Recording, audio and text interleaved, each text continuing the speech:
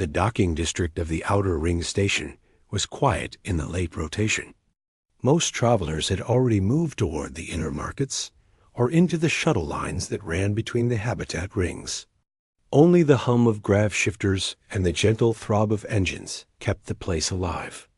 A human named Ryan walked alone along the dim walkway, carrying a small thermal bag slung over his shoulder. He had come to the station for a simple job: deliver a crate of nutrient samples, sign a receipt, head home. Nothing dramatic, nothing life-changing, yet the universe often altered paths with no warning. Ryan had no idea that his night would end with a vow he never imagined speaking. He stopped at a bench near Dock 12 to check the shuttle schedule. As he glanced over the glowing board, he heard faint breathing. Not mechanical filters. Not a human. Something softer. Something tired. At first he thought a traveler might be sleeping in the shadows. But when he looked closer, he saw her got an alien woman sat at the far end of the bench. Her posture was upright but weary. Her features were smooth and pale, with faint gold lines tracing from her temples down to her jaw. A shawl-like fabric rested around her shoulders. Her large dark eyes followed the movement of cleaning drones, as if watching them kept her grounded. Ryan glanced around. She was alone. No luggage except a small case. No escort, no attendants. The docking district was not a place where travelers should sit unattended for long. Too many smugglers. Too many opportunists. Ryan approached with cautious steps. "Are you all right?" he asked. She turned her head slowly, as if her thoughts needed time to shift. Her voice was soft, with a gentle hum layered beneath the words. "I am waiting." "For someone," Ryan asked. "For a partner who will not return," she said. The tone in her voice made the air around them feel heavier. Ryan sat down a respectful distance away. "Do you want me to call station assistance?" "No," she said. "This matter is not theirs. I was to be chosen today. But my age was considered excessive. My assigned partner judged I would not bring favorable outcomes for his house." Ryan blinked. "He left you here?" "Yes," she said. "He departed an hour ago." Ryan looked at her with confusion. "Wait, are you part of one of those arranged bond agreements between species?" Her fingers tightened around her small case. "My world seeks unity with others through these bonds. I was matched with a candidate from another region. When he arrived, he evaluated me. Then he left. No escort. No farewell." Ryan felt heat rise in his chest. Not anger in a violent sense. Just a deep frustration at the cruelty of leaving someone so dignified alone at a dock like abandoned cargo. "That's messed up." The alien woman studied him. "You speak plainly. It is unusual in this region." "Sorry," Ryan said. "There is no need for apology. Honesty is welcome." He watched her for a moment. Her posture carried grace, yet her eyes showed a loneliness that cut deeper than simple rejection. She seemed older, though not fragile. Her presence had the quiet strength of someone who had seen more years than she preferred to admit. Her species aged differently, but the sadness transcended any biological distinction. Ryan realized she was trembling slightly. Maybe from sadness. Maybe from the station's cool air. He reached into his thermal bag. "Look, I know this is weird, but would you like something warm?" He pulled out a small heat pack container. Inside were steamed grain bites he had grabbed earlier. Food might help. She looked at the container as if unsure whether she should accept. "It is not customary for me to share food with someone I do not know." "I get that," Ryan said. "But you look cold. And hungry." After a pause, she nodded. "Thank you."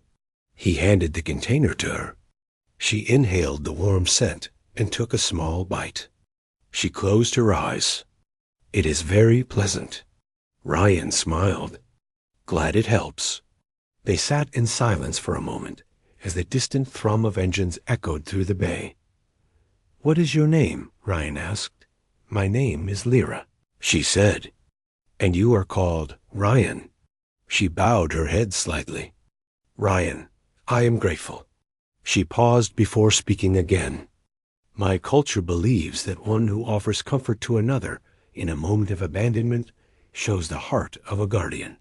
Ryan rubbed the back of his neck. "I'm just trying to help." "That is what a guardian says," she replied. He exhaled slowly. "So what will you do now?" "I do not know," Lyra said. "My house does not wish for me to return. My age is considered unfavorable.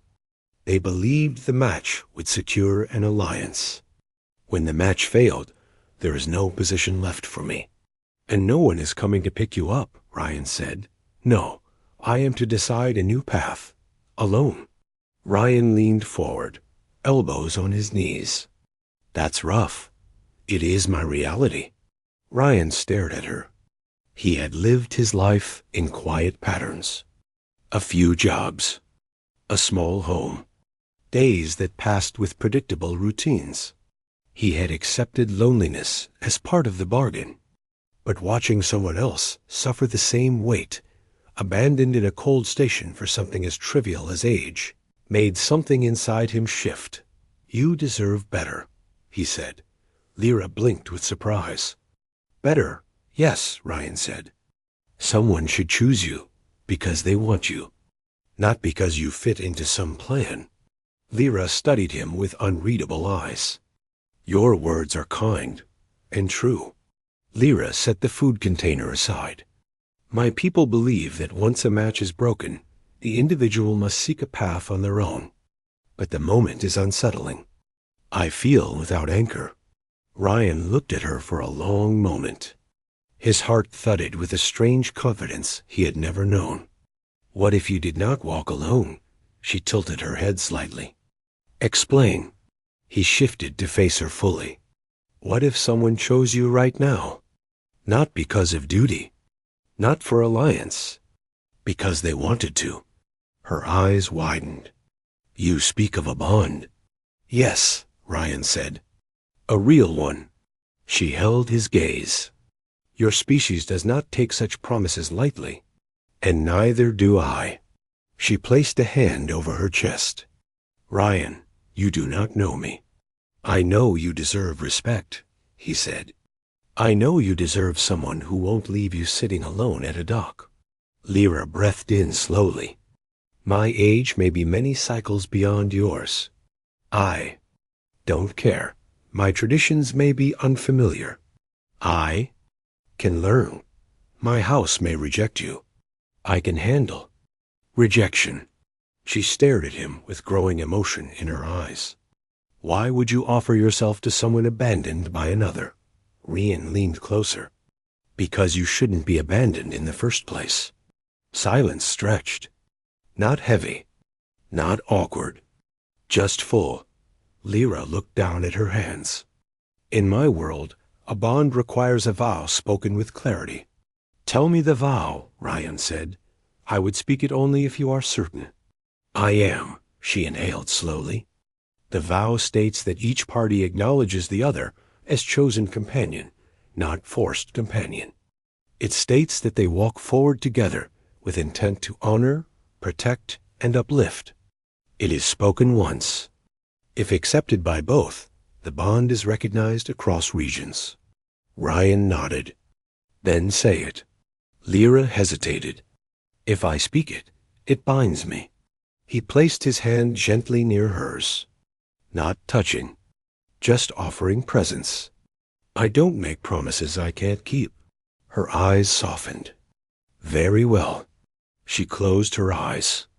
When she spoke, her voice carried a melodic echo. "Ryan, I acknowledge you as chosen companion. I offer my path to you and accept yours beside me." Ryan inhaled. "Lyra, I acknowledge you as chosen companion. I offer my path to you and accept yours beside me." The air around them shimmered faintly. A subtle glow traced the gold lines across her skin. When the glow faded, Her eyes opened with a new brightness. "It is done," she whispered. "The bond is real." Ryan felt something settle deep within him.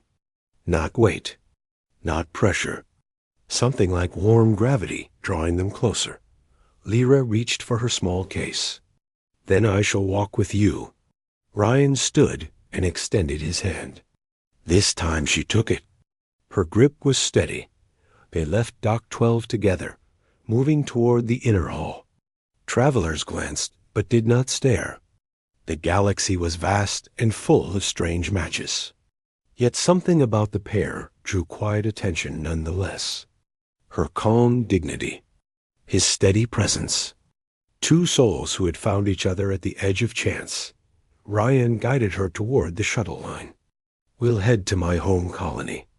It's quiet but stable." "I would appreciate a stable place," she said. "You'll have one." The shuttle doors opened with a soft tone. They stepped inside and took seats by the window. The stars outside glimmered as the shuttle prepared to launch. Lyra rested her small case at her feet and exhaled with relief. "I thought I would face exile alone," she said. "You're not alone now," Ryan replied. She looked at him, eyes warm. "Your world must value loyalty. We try." She studied his face. "You carry loneliness." "I sense it. Not anymore."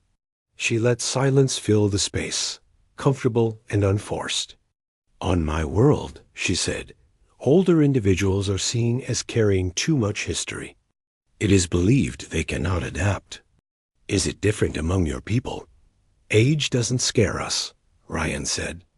"But loneliness does." She smiled slightly. "Then perhaps our bond begins with harmony." He nodded. "I think so." As the shuttle engines engaged, she shifted closer to him. Not touching, just near enough to feel the warmth between them. "Ryan," she whispered, "thank you for choosing me at a moment when I thought no one would." "You're worth choosing," he said. She closed her eyes with a small, peaceful breath. "Then I will make sure your choice brings you strength."